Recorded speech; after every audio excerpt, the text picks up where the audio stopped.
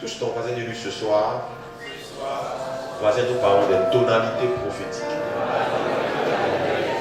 Là, ça va? On va aller ensemble. Reste sur la batterie, on va aller ensemble. Allons-y ensemble dans le livre de 1 Samuel, au chapitre 10. Suivez-moi très bien, s'il vous plaît. Le premier chapitre, le premier livre de Samuel, au chapitre 10, à partir du premier verset. 1 Samuel, chapitre 10. À partir du verset 1. Je vous lis rapidement. La Bible dit ceci, 1 Samuel chapitre 10, verset 1.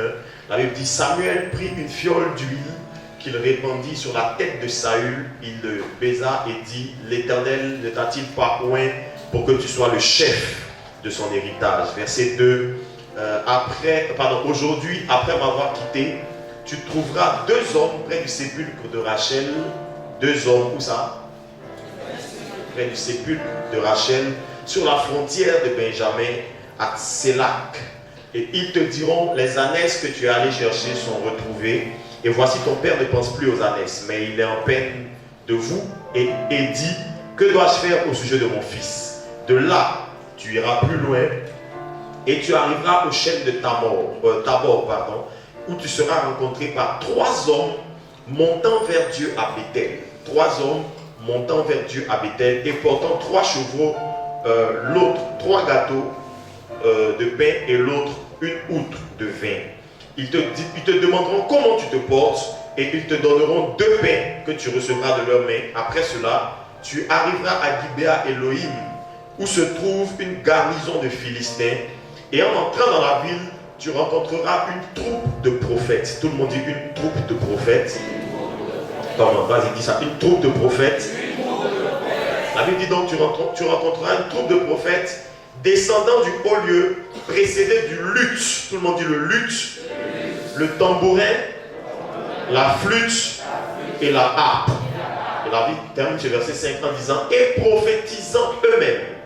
L'Esprit de l'Éternel te saisira donc, et tu prophétiseras avec eux, et tu prophétiseras avec eux, et tu seras changé en un autre homme. Il te saisira, tu prophétiseras avec eux, et tu seras changé en un autre homme. Parole du Seigneur. Répète mon thème à ton voisin parmi ce soir. Dis-lui les tonalités prophétiques. Dis-lui ça bien, s'il te plaît. Ah, je sens que ce soir, Dieu va prendre la salle pour l'emmener dans une autre dimension. Non, ce qui va arriver ce soir sera grave. Regarde ton voisin, dis-lui: voisin, ce qui va arriver ce soir sera grave.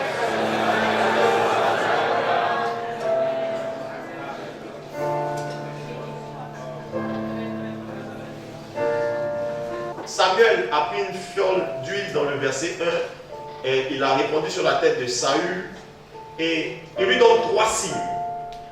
Le premier signe qu'il lui donne, c'est qu'il lui dit: tu vas rencontrer 2 hommes au sépulcre de Rachel. C'est le premier signe qu'il donne à Saül. 2 hommes au sépulcre de Rachel, donc au tombeau de Rachel. Le deuxième signe qu'il donne à Saül, il dit: tu vas rencontrer 3 hommes qui montent à Béthel. Mais le dernier signe qui m'intéresse, sur lequel je vais m'attarder ce soir, c'est qu'il va rencontrer une compagnie de prophètes dans laquelle il va entrer et il va prophétiser lui-même en étant changé en un autre homme. Vous êtes là? Tout le monde dit une compagnie de prophètes. On précise que cette compagnie de prophètes descendait du haut lieu et ils étaient accompagnés du luth, de la flûte, du tambourin et de la harpe, prophétisant eux-mêmes. Je me suis posé la question: est-ce que c'était les instruments qui prophétisaient ou est-ce que c'était les gens qui avaient les instruments qui prophétisaient? La Bible précise juste prophétisant eux-mêmes. Tout le monde dit prophétisant eux-mêmes. Et il va dire que cette rencontre fait un signe pour Saül. Est-ce que vous êtes avec moi? Est-ce que vous êtes avec moi? Vous savez, plusieurs fois dans la Bible a souvent associé l'activité prophétique à la musique. Vous allez voir dans 1 Chronique chapitre 25, on parle d'un certain Jéduthun qui a des instruments avec lesquels il prophétisait. Précisément au verset 1, on dit: David et les chefs de l'armée mis à part pour le service et ceux des fils d'Asaph, d'Aman et de Jéduthun qui prophétisaient, s'accompagnant de la harpe, du luth, des cymbales, et voici le nom, etc., etc. Donc très souvent dans la Bible, vous allez voir la musique ou les instruments de musique être associés à la prophétie ou au prophétique. Tout le monde dit le prophétique. Qui aime le prophétique?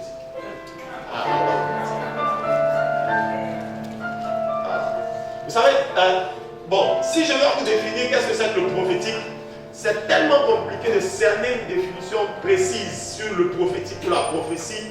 Mais la prophétie, c'est lorsqu'on parle de la part de Dieu, lorsqu'on annonce un événement, lorsqu'on prédit l'arrivée d'un événement, d'une circonstance ou de quelque chose. En fait, la prophétie, c'est... j'aime bien la façon dont Romains chapitre 4 présente ça. Il dit, c'est appeler les choses qui ne sont pas comme si elles étaient. Dans la prophétie ou dans le prophétique, on peut entrer dans les choses qui ne sont pas encore des réalités visibles et on peut les exprimer comme étant des réalités visibles. En fait, dans le prophétique, on est dans le monde qui est au-dessus ou qui est parallèle au monde dans lequel nous vivons.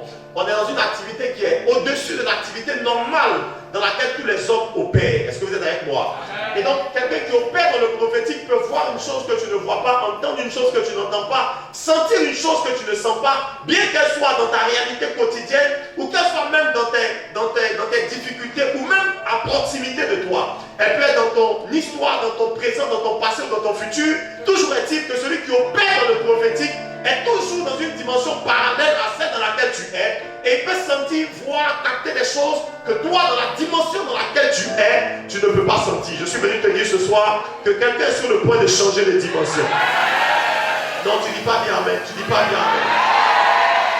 L'apôtre Paul dit à l'église de Corinthe, nous pouvons tous prophétiser. Nous ne pouvons pas tous être prophètes, mais nous pouvons tous prophétiser. Parce que dans le Nouveau Testament, très souvent, le terme prophète est utilisé en même temps pour celui qui prophétise et pour celui qui a l'office de prophète. En fait, nous ne sommes pas tous appelés au ministère de prophète, mais nous pouvons tous exercer dans la prophétie ou dans le prophétique. Le prophétique ou l'exercice du prophétique est différent de l'exercice du ministère prophétique. Parce que quelqu'un peut être prophète de ministère sans pour autant, quelqu'un peut prophétiser sans pour autant être prophète de ministère. Est-ce que vous êtes avec moi? Et c'est pour ça que l'apôtre Paul dit à Corinthe, nous pouvons tous prophétiser autant que nous sommes. Regarde ton passé, dis-lui, nous pouvons tous prophétiser. En d'autres termes, il est en train de leur dire, nous pouvons tous opérer dans le prophétique. Regarde encore ton voisin de ma part, dis-lui, voisin, on peut tous opérer dans le prophétique. Dis-lui ça bien, dis-lui ça bien, dis-lui ça bien. L'histoire de cette nation va changer. Je suis en train de voir une génération qui se lève, mais non pas seulement avec un esprit évangélique, missionnaire ou apostolique, mais avec une grâce prophétique qui va choquer ce pays. Tous quelqu'un dit, nous pouvons tous prophétiser. Écoutez-moi bien, j'explique ça souvent comme ça. Dans un commissariat, par exemple, tout le monde est policier, n'est-ce pas? Tout le monde est policier, y compris le commissaire. Mais par contre, si tu as un acte officiel à faire établir, tu ne donneras pas ton acte ou ton papier à n'importe quel policier que tu rencontres dans le commissariat. Il faut que tout le monde soit policier. Et donc, tout le monde est policier dans le commissariat, mais tout le monde n'est pas commissaire dans le commissariat. Vous êtes avec moi? C'est la même chose avec le prophétique. Nous pouvons tous prophétiser, mais nous ne sommes pas tous prophètes. Celui qui est prophète peut établir des actes officiels au nom du royaume et du gouvernement céleste. Il peut introduire des gens dans une dimension.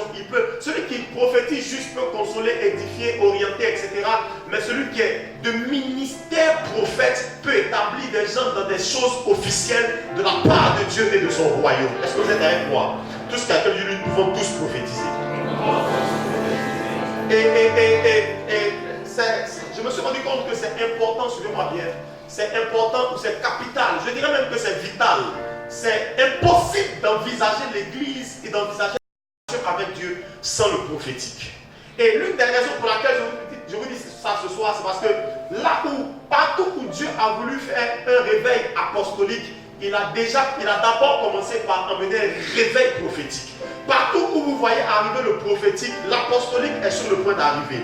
En d'autres termes, quand Dieu veut envahir une nation, il n'a pas d'autre choix que de relever l'onction prophétique d'abord. Parce que la Bible déclare que Pierre, à l'heure de la prière, Pierre et Jean montaient ensemble au temple. En d'autres termes, on ne peut pas séparer Pierre qui représente l'apostolique de Jean qui représente le prophétique. La Bible déclare que lorsque la mère de Jésus parle au jour du mariage de Cana, elle a dit, faites ce qu'il vous dira, parce qu'on ne peut rien faire si personne n'a dit. Faire et dire sont le bras gauche et le bras droit du même corps. L'apostolique et le prophétique marchent ensemble. Vous ne pouvez pas faire si Dieu ne dit pas. En d'autres termes, on ne peut pas aller Si Dieu n'a jamais dit allez-y là, et on ne peut pas donc emmener une nation, un peuple, un pays dans un réveil apostolique si on n'active pas le prophétique. Je ne suis pas venu prêcher simplement au Bénin. Je suis venu vous annoncer que Dieu est sur le point de relâcher l'option prophétique dans cette nation. Dis-moi amen, j'avance un peu s'il te plaît. Vous savez, dans le prophétique, il y a également ce qu'on appelle des codes. Tout le monde dit des codes. Il y a des codes qui sont des codes standards. Il y a des choses que si vous les voyez ou les entendez, peu importe où vous êtes sur le globe ou sur la surface de la terre, que vous soyez au Bénin, au Cameroun, au Japon, en Inde, en Chine, aux États-Unis, si vous voyez un serpent qui vous poursuit la nuit en rêve, ça ne veut pas dire qu'à votre réveil, vous allez avoir du travail. Peu importe où vous êtes dans le monde, si un chien vous a poursuivi la nuit, ça ne veut pas dire qu'au réveil, on va vous chercher pour vous donner de l'argent. Donc il y a des codes, tout le monde dit des codes, mais il y a d'abord les codes qui sont des codes standards. Si vous voyez un homme en blouse blanche en train de faire une opération chirurgicale, ça veut dire la même chose au Bénin, ça veut dire la même chose en Côte d'Ivoire, ça veut dire la même chose en France, ça veut dire la même chose partout. Et donc dans l'activité prophétique, il y a des codes qui sont des codes standards. Il y a des images que Dieu montre, il y a des choses que Dieu dit à des gens qui sont partout à travers le monde, qui ont la même signification et le même sens. Est-ce que vous êtes avec moi?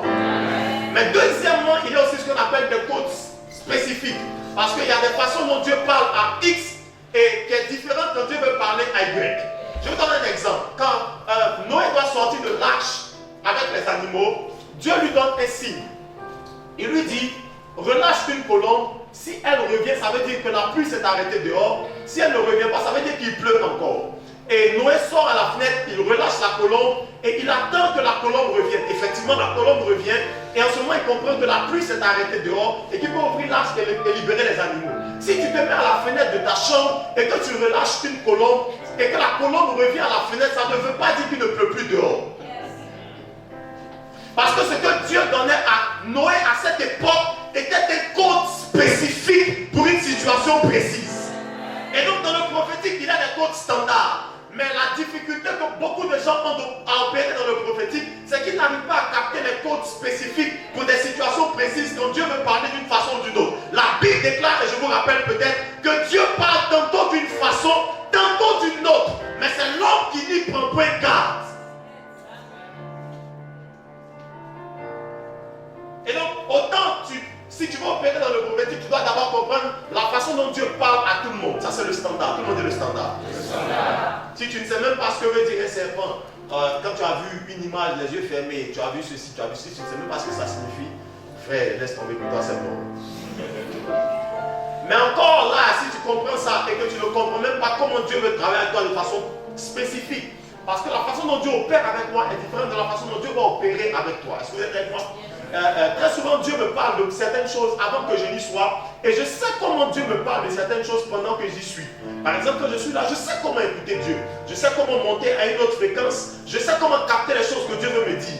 Moi, je sais comment traiter avec Dieu, mais est-ce que toi, tu sais comment traiter avec Dieu? Vous allez voir que dans la Bible, chaque personnage biblique avait une façon spécifique de traiter avec Dieu. Moïse devait aller à la montagne, mais il y en a qui n'avaient pas besoin de monter à la montagne. Vous êtes avec moi? Juste quelqu'un dit lui les codes. La chose que Dieu doit donc t'apprendre, ce sont premièrement les codes. Ce sont les codes. Je me suis dit, comment est-ce qu'on fait donc pour marcher avec Dieu si Dieu ne parle pas? Quelqu'un m'a dit une fois que Abraham était le premier prophète. En réalité, Adam était le premier prophète. On avait dit que Dieu et Adam discutaient dans le jardin. Adam entendait la voix de Dieu. Adam pouvait parler à Dieu. Opérer dans le prophétique, c'est avoir la capacité de capter la pensée de Dieu. Est-ce que vous êtes avec moi? Et je me suis rendu compte que depuis Adam, donc, la relation qui existe entre Dieu et les hommes est une relation qui est basée sur la capacité de l'homme à écouter la voix de Dieu et à faire ce que Dieu lui dit. Comment donc on marche avec Dieu si on n'entend pas ce que Dieu dit? Comment? Comment? Comment on choisit son conjoint? Comment on choisit ce dans quoi on va investir son argent? Comment on choisit là où on va aller évangéliser? Comment on fait pour choisir le domaine dans lequel on va faire ses études? Comment on fait des choix dans la vie, sur la terre, si Dieu ne nous parle pas? Et vous allez vous rendre compte que les difficultés que beaucoup d'entre nous traversent sont liées au fait que dans certains domaines de leur vie, ou dans les domaines dans lesquels ils ont des difficultés, ils n'ont pas pu entendre Dieu leur dire des choses claires. Si vous avez entendu Dieu clairement vous dire une chose, ne tremblez pas. La foi vient avec la voix de Dieu. La foi vient de ce qu'on entend. La foi vient de ce qu'on entend. La foi vient de ce qu'on entend. Comment donc un homme peut avoir foi s'il n'entend rien? Et la raison pour laquelle tu es si fébrile dans ta marche avec Dieu, c'est parce qu'il te manque la capacité à entendre la voix de Dieu. Mets la main sur la tête, dis Seigneur, je veux entendre ta voix. Dis-lui ça bien s'il te plaît. Je vous lis intégralement Job chapitre 33, verset 14. Il dit Dieu parle, cependant, tantôt d'une manière, tantôt d'une autre, et l'on n'y prend point garde. Il parle par des songes, il parle par des visions nocturnes. Quand les hommes sont livrés à un profond sommeil, quand ils sont endormis sur leur couche, alors il leur donne des avertissements et il met le sceau à ses instructions, afin de détourner l'homme du mal et de le préserver de l'orgueil, afin de garantir son âme de la force et sa vie, des coups du glaive. Ça veut dire comment tu échappes même au coup de Satan si tu n'entends pas la voix de Dieu. Dieu parle pour préserver, pour orienter. Dieu parle pour diriger. Dieu parle pour donner le sens, la direction. Comment est-ce que tu vis ta vie avec Dieu si tu n'entends pas sa voix? Vous savez, on peut se disputer les différentes doctrines dans les différentes églises ou assemblées. Est-ce qu'on porte un foulard? Est-ce qu'on porte un pantalon? Est-ce qu'on porte des chaussures? Est-ce qu'on porte pas des chaussures? Mais la chose sur laquelle on ne peut pas discuter, je me suis rendu compte que la doctrine qui est établie de Genèse à Apocalypse, c'est que Dieu parle aux hommes. Dieu parle. Peut-être ton voisin dit lui, Dieu parle aux hommes. Dieu a parlé hier dans le jardin d'Éden. Dieu a continué à parler dans Apocalypse. Écoutez-moi bien. De Genèse à Apocalypse, la certitude biblique est que Dieu a parlé à des hommes, parle encore à des hommes et ne va pas arrêter de parler à des hommes. Regarde ton voisin, dis-lui Dieu parle encore. Dis-lui ça bien, dis-lui ça bien, dis-lui ça bien, dis-lui ça bien. Dis-lui voisin, Dieu parle encore. Dans le jardin d'Éden, Dieu a parlé à Adam. Je me suis rendu compte que même après la chute, Dieu a parlé à Adam. Il lui a dit, où es-tu? Adam dit, j'ai entendu ta voix. Et je me suis caché. Si Adam déchu entend la voix de Dieu dans le jardin, et toi frère, et toi avec le Saint-Esprit, et toi né de nouveau, et toi baptisé qui parle en langue, je refuse que tu continues de vivre ta vie chrétienne sans entendre la voix de Dieu. Regarde ton voisin, dis-lui voisin, Dieu parle encore.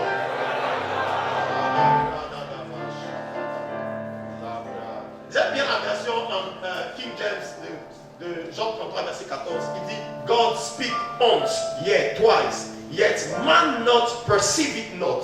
Ça veut dire qu'en fait, Dieu parle une fois, Dieu parle une autre fois, mais le problème, tout le monde dit le problème.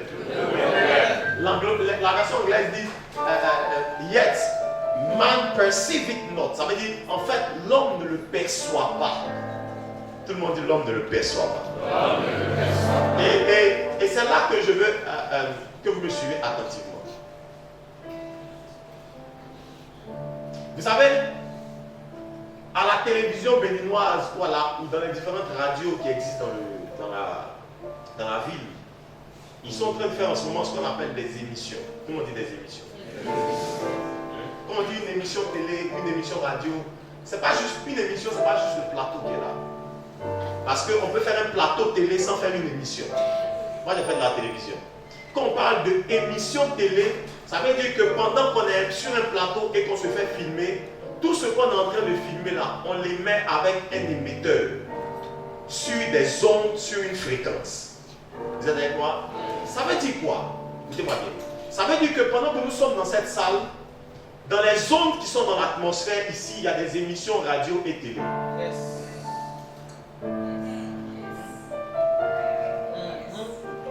Pendant qu'on est dans la salle ici, il y a des émissions dans l'air. Il y a des émissions sur la santé, sur le sport. Il y a des images et des sons ici, pendant que nous sommes là. Pendant qu'on est dans la salle, mais personne.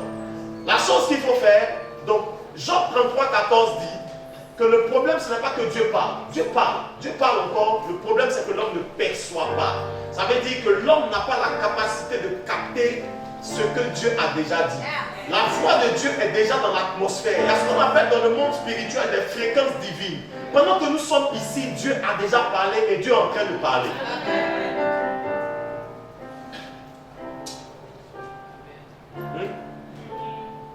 Le problème donc c'est que si on met un poste récepteur, parce que si quelqu'un émet, il faut que quelqu'un reçoive.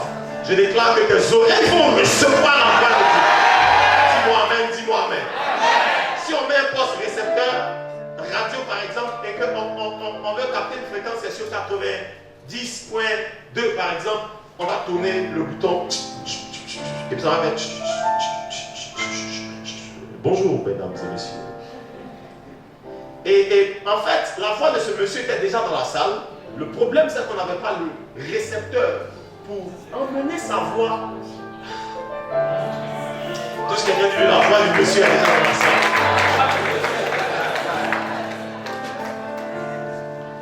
C'est comme ça que dans le monde spirituel, dans les fréquences, il y a déjà des fréquences divines. Il y a déjà des images. Il y a déjà des sons. Il y a déjà des images, il y a déjà des sons dans la salle. Il y a déjà des images, il y a déjà des sons. Écoutez-moi bien. Même si je ne te connais pas, je ne sais pas d'où tu viens, si Dieu me parle ici, je peux savoir ton nom, je peux savoir le nom de ta mère ou de ton père. Parce qu'il y a déjà des informations de nature ou de caractère spirituel dans les fréquences divines et dans l'atmosphère. Le problème donc c'est la capacité. Jean pose le problème clairement, c'est l'incapacité de l'homme à percevoir la voix de Dieu. Et je me suis rendu compte donc que l'homme a un problème. L'homme a un problème de perception. L'homme a un problème de quoi? Perception. Écoutez-moi bien, je vais vous montrer quelque chose. L'homme a un problème de perception. Vous savez que l'oreille humaine, l'homme perçoit les sons avec ses oreilles. L'oreille humaine ne peut pas capter des sons qui sont dans une fréquence qui sont en dessous de 20 Hz. Les fréquences, on les calcule en Hz. Et au-dessus de 20 000 Hz. Ça veut dire que si un son est en dessous de 20 Hz, l'oreille humaine ne perçoit plus. C'est trop bas. Si un son est au-dessus de 20 000 Hz, l'oreille humaine ne peut plus supporter. C'est trop fort. Vous êtes avec moi? Vous êtes là? Donc, la perception humaine, même comparée à la perception animale, est l'une des plus faibles. Vous savez que les chiens et les chats entendent bien en dessous de l'homme et bien au-dessus de l'homme. Les chats et les chiens entendent une octave au-dessus de l'homme. Les chiens et les chats peuvent entendre jusqu'à 40 000 Hz. C'est pour ça, par exemple, quand vous avez un chat à la maison, quand un malheur doit arriver, vous allez voir, il est agité. Et pas attention. Parce qu'il capte des informations que vos oreilles ne peuvent pas capter. Quand un chien, vous êtes à la maison la nuit, parfois vous ne voyez rien, puis vous voyez un chien aboyer. Qu'est-ce qui se passe? Il voit, il entend des choses que toi, tes oreilles ne peuvent pas entendre. Même l'éléphant, la taupe, etc., ils entendent plus que l'homme. L'éléphant même entend près de 3 octaves au-dessus de l'homme. Près de 160 000 Hz. Donc le genre d'informations qui vont endommager l'oreille humaine, il y a des animaux qui peuvent l'entendre. Je répète, quand un son est en dessous de 20 Hz, chez les hommes on appelle ça des infrasons. C'est trop bas pour qu'on puisse capter. Tout le monde dit les infrasons. Quand un son est au-dessus de 20 000, on appelle ça des ultrasons. C'est trop fort pour que l'oreille puisse supporter. Regardez, je vais montrer 2 exemples dans la Bible. Dans 1 Roi chapitre 19, la Bible dit que, la Bible dans 1 Roi chapitre 19, que Dieu va appeler Élie et il va vouloir lui dire d'aller poindre Hazaël comme nouveau roi de Syrie et de poindre Élisée comme prochain prophète en Israël. Dieu va vouloir l'emmener faire quelque chose et la Bible dit que dans 1 Roi chapitre 19, regardez ce qu'il dit. On dit l'Éternel sort au verset 11. L'Éternel dit sors et tiens-toi à la montagne devant l'Éternel. Et voici l'Éternel passa devant.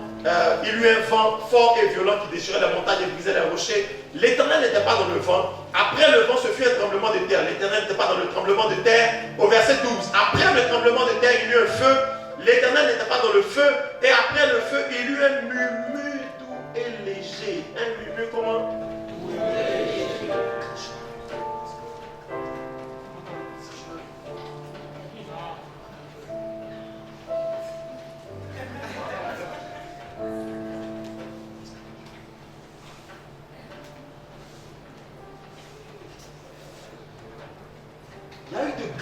bruits, Dieu n'était pas dans les grands bruits. Et dans un petit murmure doux et léger, Dieu était dans le murmure. Le murmure, c'est un son de très basse fréquence. Vous savez, quand Dieu parle dans les fréquences basses, Dieu est sur le point de pousser les hommes à l'action. Regardez-moi, même en musique, les basses, quand on joue les sons qui sont de basse fréquence, vous ne savez pas pourquoi votre corps bouge seul. Hein? Tu joues des... Pourquoi un peu? Non, sans jouer les... Quand il y a des sons de basse fréquence, vous les ressentez dans votre corps. Quand il fait un boum, vous avez l'impression que quelqu'un tape dans votre main. Vas-y. Non, va même pas là-bas. Alors, à chaque fois qu'il touche, vous sentez ça ici. Et il fait doucement. Amen. Quand Dieu parle, les basses fréquences emmènent à l'action. Vous allez voir, c'est pour ça qu'il y a des musiques comme, ceux qui ont fait la musique savent que les musiques comme le groove, il y a beaucoup de basses. Si après le bassiste commence à jouer, donc, vous savez que même quand on joue les chansons rythmées, ce n'est pas vraiment la batterie qui vous fait danser. Hein. C'est la guitare basse qui vous fait danser. Si par exemple quelqu'un fait... Toi seul, tu ne sais pas pourquoi, mais ta tête commence à bouger. Il n'est pas là. Je joue quelque chose. Yes. Amen. Parce que naturellement, dans les basses fréquences, l'homme bouge naturellement. Les basses fréquences font bouger l'homme. Regardez que quand Dieu voulait faire bouger Élie pour l'emmener faire quelque chose, il lui a parlé avec un doux murmure. Écoutez-moi bien. Dans les hautes fréquences, l'homme est toujours en extase. Joue les hautes fréquences là-bas. Mais quand il touche les hautes fréquences, vous avez l'impression que vous êtes dans un rêve.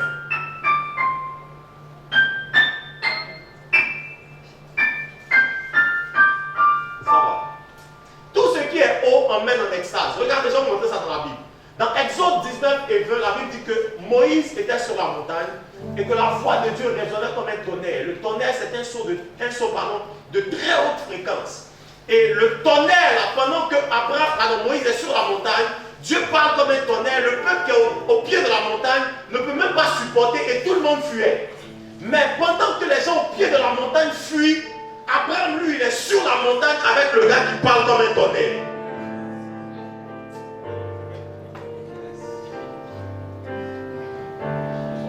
Est-ce que logiquement, tu peux même à terre écouter un tonnerre, mais est-ce que tu peux être assis à la montagne, écouter le tonnerre sans que tes oreilles ne s'endommagent?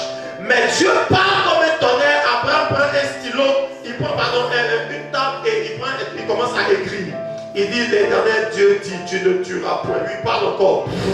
Il dit, non, tu ne mangeras point, etc. Pendant que le tonnerre est en train de gronder, Moïse est en train d'écrire. Le peuple en bas est en train de fuir.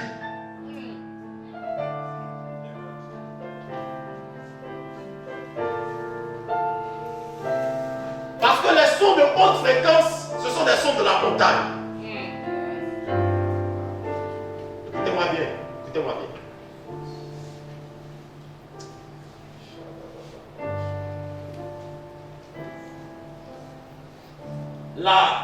Le problème donc, c'est la capacité que l'homme a à percevoir la voix de Dieu et les sons que Dieu émet quand il parle. Je parle beaucoup de sons, mais ça peut être aussi des visions. Job a dit, Dieu parle aussi par des visions, par des songes, etc., etc. Mais je parle beaucoup de sons pour qu'on puisse bien pour que ce soit simple à comprendre. Et lorsque Dieu parle donc à Saül et qu'il finit de le poindre, il lui dit, tu vas rencontrer une compagnie de prophètes, tu vas rentrer au milieu d'eux, et cette compagnie de prophètes va transporter, non pas seulement être en train de prophétiser, mais ils vont transporter 4 instruments. Il y avait 4 instruments de musique. Est-ce que vous êtes toujours avec moi? Amen. Il y avait 4 instruments de musique que les gens étaient en train de jouer pendant qu'ils prophétisaient. Je me suis demandé, mais pourquoi donc les gens prophétisaient tant dans la Bible avec la musique? Écoutez-moi bien maintenant. Pourquoi est-ce que Dieu associe tellement la musique au prophétique dans la Bible, et surtout dans l'Ancien Testament? Premier instrument, la Bible dit qu'il se promenait avec un luth. Le luth, c'est l'ancêtre C'est l'un des ancêtres de la guitare que nous on a actuellement. C'est un instrument à forme de guitare avec des cordes qu'on pincette également. La spécificité de tous les instruments qu'on joue avec comme une guitare, c'est qu'il faut d'abord les accorder. Tout le monde dit qu'il faut les accorder. C'est ça, non? Il faut accorder les guitares avant de les jouer. Quand tu veux accorder, bon, ça c'est pour ceux qui connaissent un peu la musique. Quand tu veux accorder, tu joues et puis il accorde pour que les deux sons soient sur la même fréquence. C'est ça, non? Pour que les deux sons soient sur la même fréquence. Moi, c'est pas pour jouer la guitare, et on ne peut pas jouer une guitare sans accorder. Ça veut dire sans régler le son des cordes pour que ce soit sur une fréquence standard. Écoutez-moi bien, s'il vous plaît. On ne peut pas jouer la guitare. C'est pour ça qu'il y a beaucoup de guitaristes, pour la plupart ou presque tous, avant de jouer, ils sont toujours en train de rouler leurs cordes comme ça. Ils jouent un peu, ils roulent sa corde, ils jouent un peu, ils disent non, le son n'est pas trop bon. Il accorde le son de sa guitare sur une fréquence standard. Ça veut dire qu'on peut jouer la guitare sur une mauvaise fréquence, si elle est mal accordée. Le premier problème que beaucoup de gens ont avec le prophétique, c'est l'incapacité qu'ils ont à s'accorder sur les fréquences divines. Dieu n'est pas sur la même fréquence que les hommes.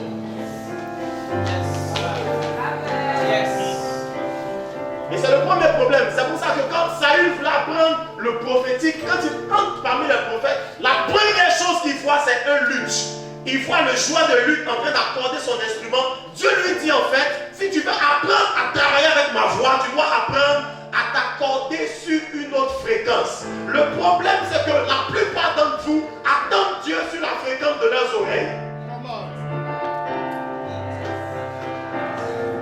Tout ce qu'on va dire de Dieu est sur une autre fréquence.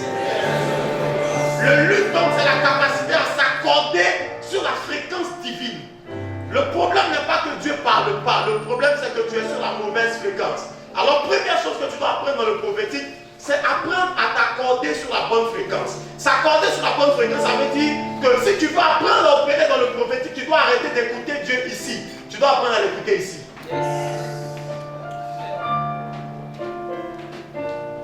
Amen.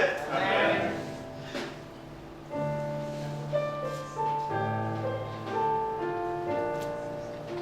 Parce que souvent quand on dit j'entends Dieu, beaucoup de gens pensent qu'on entend Dieu dans les oreilles. On entend Dieu ici, dans les entrailles. Vous êtes avec moi? On n'entend pas Dieu dans les oreilles. Tout ce quelqu'un dit, tu es sur la mauvaise fréquence. Première chose, quand il dit à Saül, apprends à t'accorder sur la bonne fréquence. Dieu ne parlera pas à tes oreilles. Si un son arrive dans le règne de la perception humaine, c'est que vraiment le son est tombé trop bas. Mais quand un son vient de Dieu, il est sur une autre fréquence. Et c'est l'homme qui doit avoir la capacité donc de monter, sortir de la fréquence humaine pour monter à une autre. Je déclare ce soir que ta capacité à monter dans les fréquences divines change. Pendant que tu dis Amen, tu reçois ça. Mais la main sur la tête du Seigneur, je déclare que tu m'apprends à accorder sur les bonnes fréquences.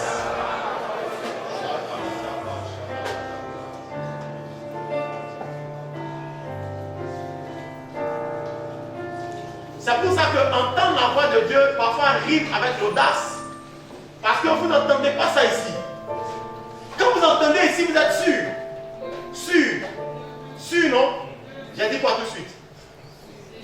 Tout le monde a entendu avec son oreille.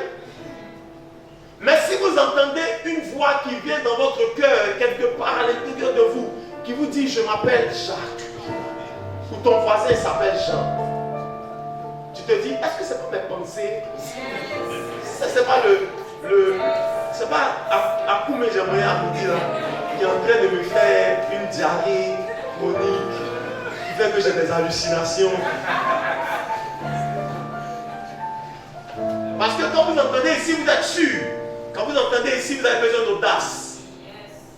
Vous avez besoin d'audace. Vous êtes là? Je me rappelle une fois, j'étais à l'église, et puis, pendant que je prêchais, Dieu me disait qu'il y a quelqu'un qui était venu avec un bout de papier. Il revenait de chez le féticheur. Il venait de faire une consultation chez le féticheur.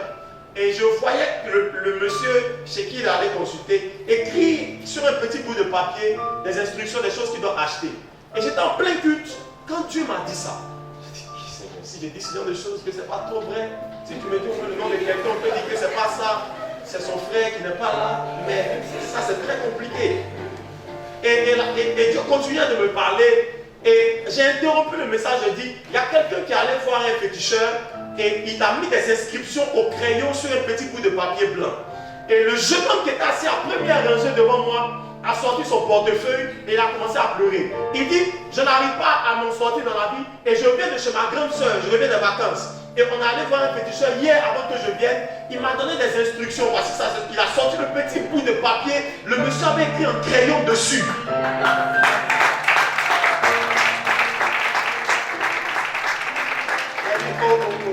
Il y a quelqu'un, Dieu te parle encore. Même pendant qu'on parle, moi j'entends comme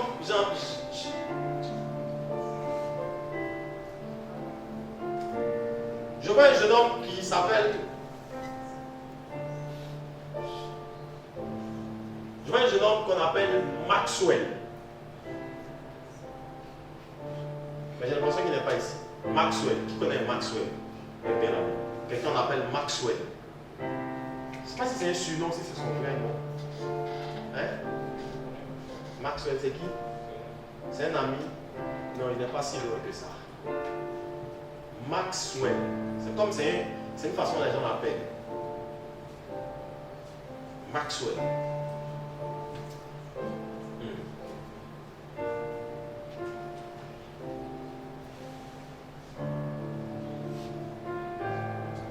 Et puis je vois même un endroit qu'on appelle comme. Vos noms aussi sont compliqués.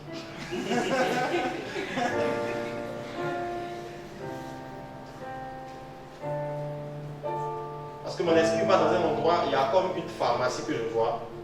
C'est écrit Gloria, c'est pas en français, c'est Gloria Dios, quelque chose comme ça. Et en face, il y a un marché. Il y a comme un rond-point, comme ça, en face du marché. Et tout droit, quand vous allez jusqu'au bout de la rue, il y a la mairie de la ville. Une ville comme on écrit. Tu peux donner un big panoramique parce que vraiment. Excusez-moi.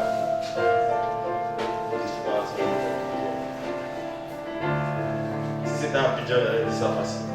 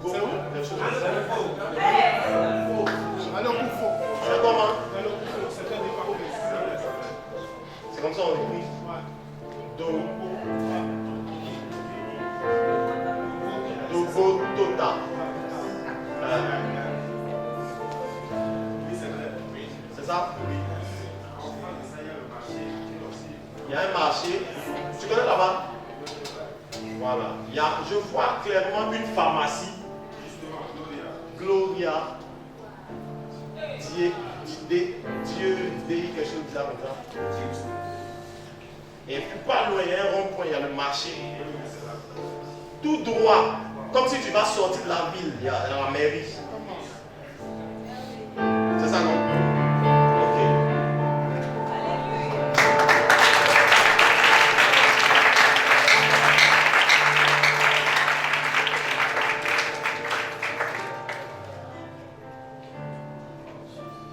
Première chose, donc, il rencontre des joueurs de lutte.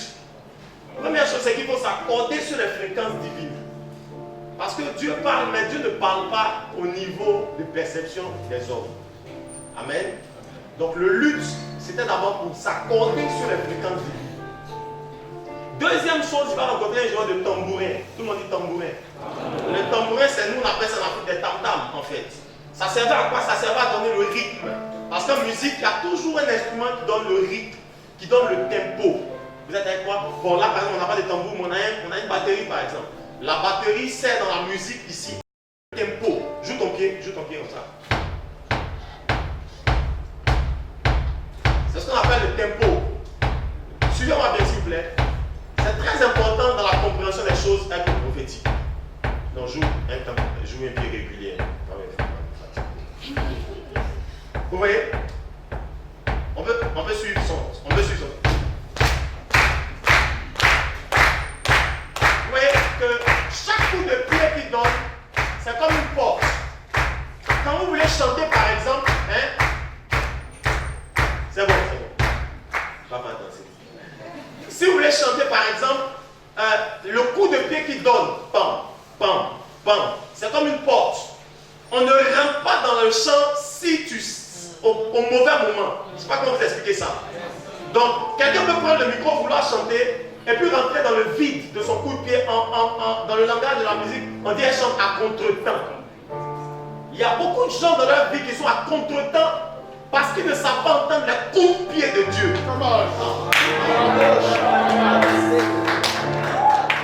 Dieu est un Dieu de miracles, mais Dieu ne fait pas les miracles tous les jours. C'est pour ça que les gens dormaient au bord de la piscine de Bethesda. L'ange venait, mais la Bible précise, il ne venait pas tous les jours. Il y a un jour auquel Dieu met le coup de pied et celui qui se jette dans l'eau est guéri. Vous êtes d'accord? Donc même quand on opère dans le prophétique, il n'y a pas tous les jours Dieu fait tout. Dieu est un Dieu qui fait tout, mais il fait chaque chose bonne en ça veut dire en son coup de pied.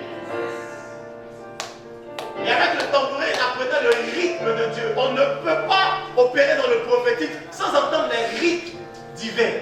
C'est pour ça qu'il y a des choses que tu entends que tu ne dois pas dire. Il y a des choses que tu entends que tu dois savoir dire au bon moment. Par exemple, si on te dit que ta mère est sorcière, si on te dit que ta mère est sorcière, à un certain moment de ta vie chrétienne, ça va te déstabiliser. Mais si par exemple, même si l'homme de Dieu l'a su et qu'il te laisse grandir dans la foi et puis mature, Dieu te parle à toi-même, ça ne va rien gâter. Il y a des bonnes choses, mais une bonne chose au mauvais moment est une mauvaise chose. C'est pour ça que dans le prophétique, il faut aussi apprendre, il y a la capacité à savoir entendre, mais il y a aussi la capacité à savoir entrer dans ce que tu entends au bon moment. Vous êtes avec moi? Vous êtes avec moi toujours? Ok. C'est pour ça que quand Jésus devait multiplier même le vin au mariage de Cana, et il n'est pas entré dans la salle comme ça, on l'a invité, le vin manquait. Et puis les gens sont venus lui dire, ou à sa mère, on n'a plus de vin, il faut voir comment tu peux faire. Elle a dit, bon regardez, faites ce qu'il vous dira. Au bon moment, Jésus s'est levé, il a dit, envoyez les vases.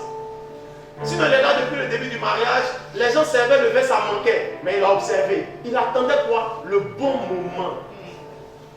Le bon coup de pied. Et même avec la batterie, vous allez voir, par exemple, il y a des détails, même avec la batterie, par exemple. Joue ton pied. Merci. Vous voyez? En même temps qu'il donne le pied, en même temps il tape l'autre aussi. Vous voyez, non? C'est bon, c'est bon. Vous voyez que même avec Dieu, il y a des moments. Et puis il y a des moments forts. Écoutez-moi bien. À chaque fois que vous voyez le batteur insister, il met déjà son pied. Mais s'il met le pied et le crash, c'est parce qu'on a un temps fort. Par exemple, quand vous écoutez la musique gospel, vous ne faites pas très attention, mais on joue, et puis un moment, et puis quand il met le pied, en même temps il met le crash. Parce que là, on n'est pas seulement au bon moment, on est à un temps fort. Vous savez, dans la vie chrétienne, ou même dans le monde spirituel, il y a des temps forts. Il y a des moments où tu dois insister sur certaines choses. Il y a des moments où les portes sont ouvertes, tu dois foncer.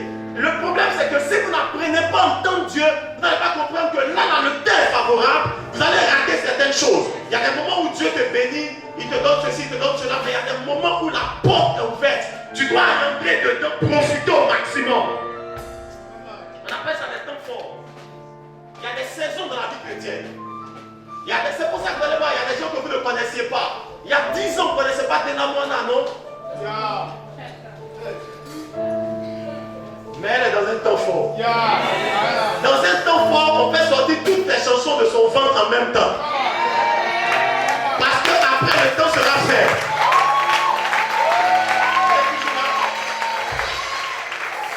Tout ce qui est il y a des temps et puis il y a des temps forts.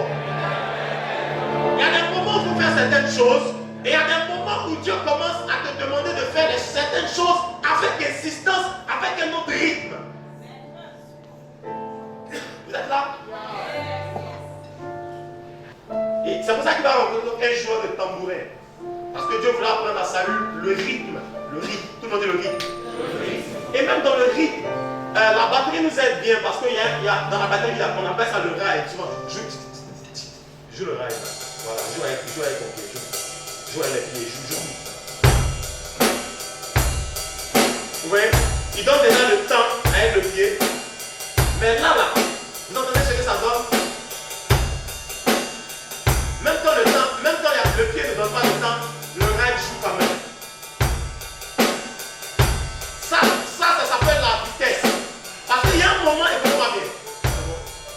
Il y a un moment où le temps est favorable et il y a des moments où tu dois faire certaines choses calmement. Il y a des moments où tu dois commencer à accélérer sur d'autres choses. Écoutez-moi bien par exemple. Quand vous n'êtes pas connu, quand vous êtes un anonyme, vous n'avez aucune pression. Si tu chantes que tu n'es pas connu, tu n'as aucune pression. Qui te dit, bon, on attend ton prochain CD? Personne. Tu dors, tu as mangé, tu t'es réveillé, c'est ton affaire. Tu as écrit sur tu n'as pas écrit, c'est ton problème. Mais quand tu commences à être connu, il y a un certain moment, il y a un certain temps qui arrive. Quand ce temps-là arrive, tu es obligé de mettre un rail. Ça veut dire que tu es obligé d'aller à une vitesse. Le rail te donne l'impression qu'il n'y a pas de temps mort. Sinon, en temps normal, si on enlève le rail, ça fait boum. Il y a un vide, et puis on met boum, encore. Mais quand on met un rail dessus, il n'y a plus de vide. Vous êtes avec moi? Ça veut dire qu'il y a un temps dans la vie où ce que tu ne faisais pas, tu avais le temps de faire des pauses, des temps. Mais il y a un moment dans la vie où tu es obligé de mettre le rail. Parce qu'il y a des exigences. Vous êtes avec moi? C'est pour ça que ce que Dieu emmène, quand le temps du sommet arrive, le temps d'accélérer sur certaines choses arrive aussi. Amen. Sinon, aujourd'hui, là, si toi qui le connais, frère, peut-être à côté de nous, on ne te connaît même pas. Si tu peux encore tomber dans l'impudicité, te lever, tomber, te lever. Mais nous autres, dans tous les coins du pays où tu vas, on te salue. Je suis allé à une veillée à l'intérieur du pays une fois, et puis on avait fait, parce qu'on avait voyagé en voiture, et puis on n'avait pas mangé. Et la veille était à 21h, il était 19h. J'ai dit, quand même, toute la journée, je n'ai pas mangé, j'étais pas jeune. On va manger avant d'aller à la veille. Donc j'étais avec deux de mes enfants, on est allé s'asseoir dans un coin bizarre. On dit qu'on va manger du poulet là-bas. Au moment où on s'assoit, je suis prêt à mettre la main dans le poulet. Il y a quelqu'un qui me regardait comme ça. Il a regardé. Ça, c'est la peau. Même ici encore. Laissez-moi manger. Donc imaginez si je ne mangeais pas et que je mangeais autre chose. Il y a des moments dans la vie où tu as des temps creux, tu as des temps libres. Il y a des moments dans la vie où tu n'as plus de temps libre. Vous êtes avec moi? Amen. Dieu donne le tempo. Parce qu'avec Dieu, il faut savoir, il faut comprendre les rythmes. Est-ce que vous êtes toujours là? Amen. Ensuite, il va rencontrer des joueurs de flûte. Ah, là c'est intéressant. Il va rencontrer des joueurs de flûte. La flûte, c'est un genre d'instrument que vous connaissez, c'est un long tube comme ça, avec des trous à l'intérieur, et puis on peut souffler dedans. C'est un instrument avant, on peut souffler dedans. Voilà, ça donne un son comme ça. Voilà. Si vous faites attention, le son de la flûte est un son qui est très aigu. Parce que la flûte se joue dans les octaves supérieures. En musique, en fait, il y a 7 notes. Tu peux jouer les 7 notes? Non, joue un son normal avec les 7. Do, ré, mi, fa, sol, la, si. Ça fait 7, non? Mais il peut jouer le do. Ok, je reprends maintenant. Do, ré, mi, fa, sol, la, si. Il y a une 8e note, c'est un do. En fait, c'est la première note, mais dans l'octave suivante. Si vous faites attention, le premier do est bas, le deuxième do est aigu. Reprends s'il te plaît. Vous voyez, non? Les deux notes, c'est la même note, mais on a changé d'octave. Tout le monde dit octave. L'octave, c'est une succession de 8 notes, en fait. 7 notes plus la 8e qui fait. Écoutez-moi bien. En fait, la flûte se joue dans les octaves supérieures. La flûte, c'est un instrument qu'on joue dans les octaves supérieures. Écoutez-moi bien. Pourquoi est-ce que Dieu le fait rencontrer des joueurs de flûte? Parce qu'en fait, il y a un moment dans le prophétique où vous devez apprendre à sortir d'une dimension pour passer à la dimension suivante. Est-ce que vous êtes là? Par exemple, on est venu dans la salle, nous tous on est venus avec nos problèmes, fatigués, Moi aussi, toute la journée, j'ai fait des activités, j'ai pensé à des choses, j'ai appelé mon épouse, j'ai regardé sur Internet, j'ai fait ceci, j'ai fait cela. Quand on arrive dans la salle, chacun est dans une... Oui, on est... Et ce que Dieu veut faire, si personne d'entre nous n'est capable de quitter cette octave pour aller à l'octave suivante, Dieu ne pourra pas faire ce qu'il veut faire ici. C'est pour ça que vous allez voir que même avec la Pentecôte et l'effusion du Saint-Esprit, vous allez vous rendre compte que la Pentecôte, en fait, le mot même Pentecôte veut dire 50. En fait, la Pentecôte, c'est 49 plus 1. 49 pourquoi? Parce que la Pentecôte intervenait 7 semaines après la Pâque. En fait, la Pentecôte, c'est quand on fait un cycle de 7. Le premier jour du... Oh. Première semaine, deuxième semaine, troisième, cinquième, sixième, septième semaine, ça fait 49 jours. Le 50e jour, ça veut dire le premier jour de l'octave suivante. C'est là que le Saint-Esprit est descendu. Parce que le Saint-Esprit n'opère pas dans les octaves précédentes. Est-ce que vous êtes là? C'est pour ça qu'il lui fait jouer de la flûte. La flûte, c'est l'instrument qui... Il a entendu le son du luth, mais le luth était dans une octave qui est plus basse. Mais quand on commence à jouer de la flûte, on a monté. Vous allez voir, par exemple, on est dans une salle comme celle-ci, on est dans une réunion comme celle-ci, et à un moment donné, Dieu prend la salle et puis il l'envoie au ciel. Vous n'avez pas senti ça? Il y a un moment où on est là et puis Dieu nous transporte. Donc on est sur terre avec nos pieds, mais dans le monde spirituel, on est monté dans une autre dimension. Est-ce que vous êtes là? Et dans le prophétique, on va avoir la capacité à sentir que les dimensions ont changé, sentir que Dieu veut nous faire monter un tout petit peu. Le problème, c'est que beaucoup d'entre nous ont les capacités. Quand ils viennent à une réunion, toutes les réunions se ressemblent, ils viennent avec les mêmes attitudes, avec les mêmes oreilles, les mêmes yeux, et ils ne peuvent pas sentir quand Dieu joue de la flûte. Tout ce quelqu'un dit, Dieu joue de la flûte. Alléluia. C'est pour ça qu'il rencontre un joueur de flûte. Parce qu'il voulait aiguiser sa capacité à entendre à l'octave supérieure, à entendre des sons plus hauts, à monter à une dimension plus haute. Vous allez voir dans la Bible que tout est fait de façon cyclique, par saison. Il y a 7 semaines, il y a 7 jours dans la semaine, et le lundi de l'autre semaine, c'est un lundi, mais dans une autre semaine. Amen. Dieu fait les choses comme ça. Parce qu'il y a toujours des cycles, et il y a toujours un cycle suivant après un autre cycle. Et dans le prophétique, vous êtes capable de ne pas rester ici, mais de passer à la dimension suivante et de capter quand Dieu monte, quand les anges arrivent, quand il y a une activité dans la salle, quand il y a quelque chose qui se produit quelque part. Vous devez être capable de sentir ça. C'est pour ça que vous allez voir que la plupart, quand on doit prêcher la parole, quand on doit faire certaines choses, ou en un service prophétique, parfois il faut chanter un peu. C'est pas juste parce qu'on veut faire un concert, c'est parce qu'en fait, il y a un moment où il faut prendre la salle de là où elle est et il faut la shifter dans une autre dimension. Quand on est monté à la dimension au-dessus, Dieu peut faire librement tout ce qu'il veut faire. C'est pour ça que dans une réunion, comme dans une autre, des malades peuvent venir, repartir malades. Dans une autre réunion, des malades peuvent venir, repartir guéris. Amen. Récemment, on était à Abidjan dans une réunion, dans une église. Et puis il y a un jeune homme qui est venu avec on priait pour les malades. Et il y avait une atmosphère dans la salle. Il est venu avec sa ceinture. Il avait des problèmes de dos chroniques. Il ne peut même pas s'abaisser. Il ne peut pas enlever la ceinture. Quand vous touchez dans la ceinture, il y a des fers comme ça. Donc les fers là maintiennent sa hanche. Il ne pouvait pas marcher sans la ceinture. Quand il enlève la ceinture, en une minute, ça y est, tous les cartilages sont bousillés. Donc, il ne peut pas tenir debout pendant une minute. Sans la ceinture. Il dort avec, il mange avec. Quand il se lave, il s'assoit. On le tient. Il se lave, quand il finit, il met la ceinture.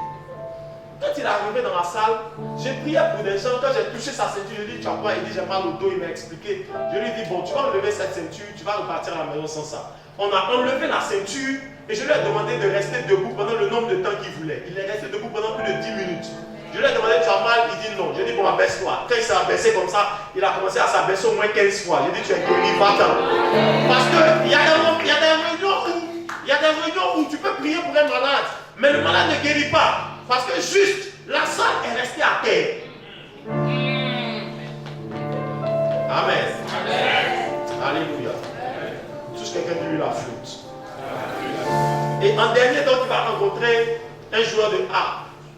La harpe dans la Bible est très souvent associée à la délivrance et à la guérison. La harpe, c'est le bras miraculeux de Dieu. Parce que dans le prophétique, il n'y a pas seulement la capacité à entendre Dieu parler, etc. Il y a aussi la capacité à déclencher la puissance de Dieu dans une situation. Vous êtes là? Et très souvent dans la Bible, quand quelqu'un a un problème lié à un esprit impur, à un démon ou à quelque chose de ce genre, très souvent on appelle un joueur de harpe. Vous allez voir que quand Saül était tourmenté par un mauvais esprit, on a dit, est-ce qu'il n'y a-t-il pas un joueur de harpe dans la Bible? Que quand il joue, je sois soulagé. La Bible dit que David jouait de la harpe, le mauvais esprit qui tourmentait Saül le quittait. Parce que dans la harpe, il y a la dimension du prophétique qui lâche la main de Dieu dans une situation, qui relâche la capacité, le pouvoir de Dieu pour opérer des miracles et pour opérer dans la délivrance et dans les choses comme la guérison. Vous allez voir, il y a même un verset que j'aime bien.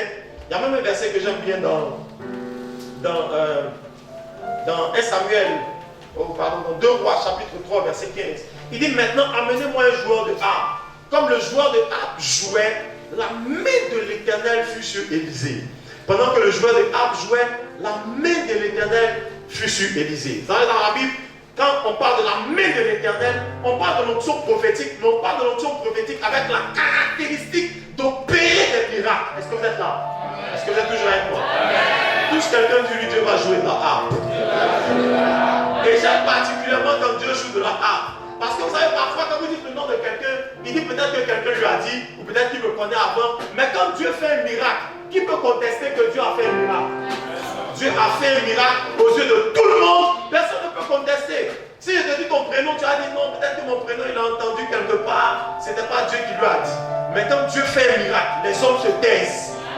Notre Dieu est aussi un Dieu de miracles. Et il n'y a pas de vie chrétienne si le miracle s'arrête. Oh, tu dis pas bien amen.